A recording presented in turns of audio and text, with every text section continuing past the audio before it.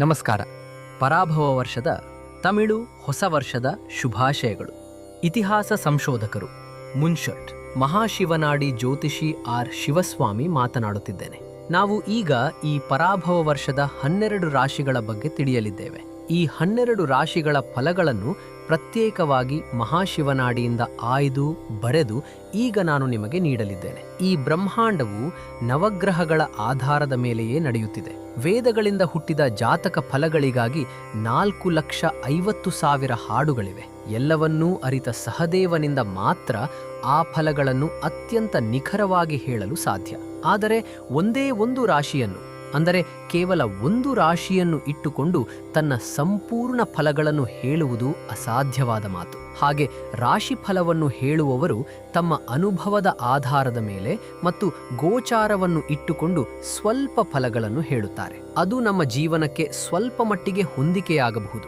ಆದರೆ ಈಗ ನೀವು ಕೇಳಲಿರುವುದು ಮಹಾಶಿವನಾಡಿಯಿಂದ, ಅಂದರೆ ಮುನಿಗಳಿಂದ ಬರೆಯಲ್ಪಟ್ಟ ಮಹಾಶಿವನಾಡಿಯಿಂದ ಆಯ್ದು ಬರೆದು ನಾನು ನಿಮಗೆ ಹೇಳಲಿದ್ದೇನೆ. ಆದ್ದರಿಂದ ಈ ಫಲಗಳನ್ನು ಸಾಮಾನ್ಯ ಫಲಗಳೆಂದು ಭಾವಿಸದೆ, ಅಂದರೆ ಎಲ್ಲರೂ ಹೇಳುವಂತಹ ರಾಶಿ ಫಲವಾಗಿ ನೋಡದೆ, ಇದನ್ನು ನೀವು ಅತ್ಯಂತ ಸೂಕ್ಷ್ಮವಾಗಿ ಗಮನಿಸಬೇಕಾಗಿದೆ.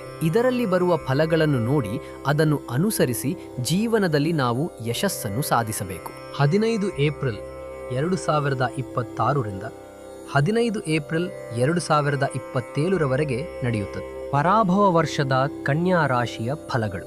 ಇತರರಿಗಾಗಿ ಶ್ರಮಿಸಲು ಹುಟ್ಟಿದ ನೀವು ಆಡಳಿತದ ಜವಾಬ್ದಾರಿಯನ್ನು ವಹಿಸಿಕೊಳ್ಳುವ ಸಮಯವಿದು. ಪ್ರಾಮಾಣಿಕವಾಗಿರಲು ಬಯಸುತ್ತೀರಿ. ಇತಿಹಾಸ, ಪುರಾಣಗಳಂತಹ ವಿಷಯಗಳನ್ನು ತಿಳಿದುಕೊಳ್ಳಲು ಆಸಕ್ತಿ ತೋರಿಸುತ್ತೀರಿ. ಕೆಲಸದಲ್ಲಿ ಸಂಪೂರ್ಣವಾಗಿ ತೊಡಗಿಸಿಕೊಳ್ಳುತ್ತೀರಿ. ನಾಚಿಕೆ ಸ್ವಭಾವ ನಿಮ್ಮ ಜೊತೆಯಲ್ಲೇ ಹುಟ್ಟಿದ್ದಾಗಿದೆ. ಧರ್ಮಚಿಂತನೆಯೊಂದಿಗೆ ತನ್ನ ಜೀವನವನ್ನು ನಡೆಸುವ ನೀವು ಎಲ್ಲರೊಂದಿಗೂ ಹಿತವಾಗಿ ಮಾತನಾಡುತ್ತೀರಿ. ಒಂದೇ ಸ್ಥಳದಲ್ಲಿ ನಿಲ್ಲದೆ ಅತ್ತಿತ್ತ ಪ್ರಯಾಣಿಸುವ ನೀವು ಅತ್ಯಂತ ಸಂಸ್ಕಾರವಂತರು. ಹೆಣ್ಣು ಮಕ್ಕಳನ್ನು ಅತಿಯಾಗಿ ಪ್ರೀತಿಸುವ ನೀವು ಎಲ್ಲರಿಗೂ ಅದೃಷ್ಟವಂತರು.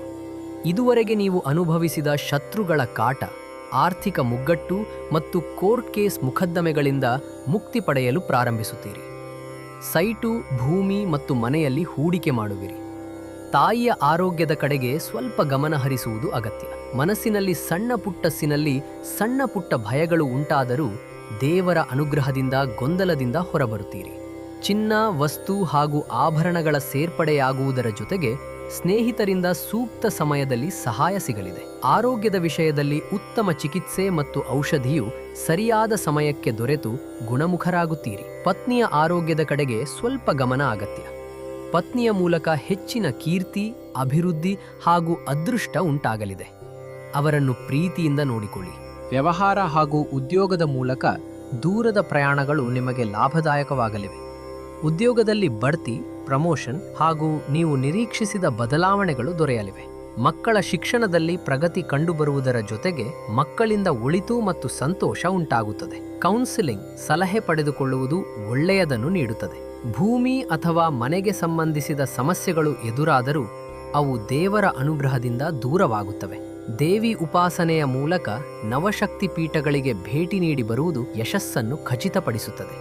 ಹಸಿರು ಬಣ್ಣದ ಮರಕತ, ಪಚ್ಚೆ ಕಲ್ಲನ್ನು ಧರಿಸಿ ಯೋಗ ಭಾಗ್ಯಗಳನ್ನು ಪಡೆದುಕೊಳ್ಳಿ.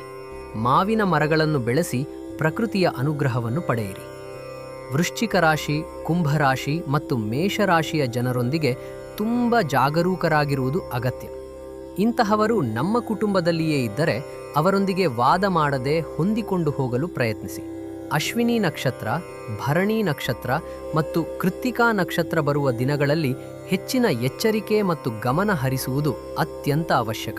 ಮೌನವಾಗಿರುವುದು ಒಳ್ಳೆಯದನ್ನು ನೀಡುತ್ತದೆ. ಸಾಮಾನ್ಯವಾಗಿ ಇದು ನಿಮಗೆ ಯಶಸ್ವಿ ವರ್ಷವಾಗಲಿದೆ.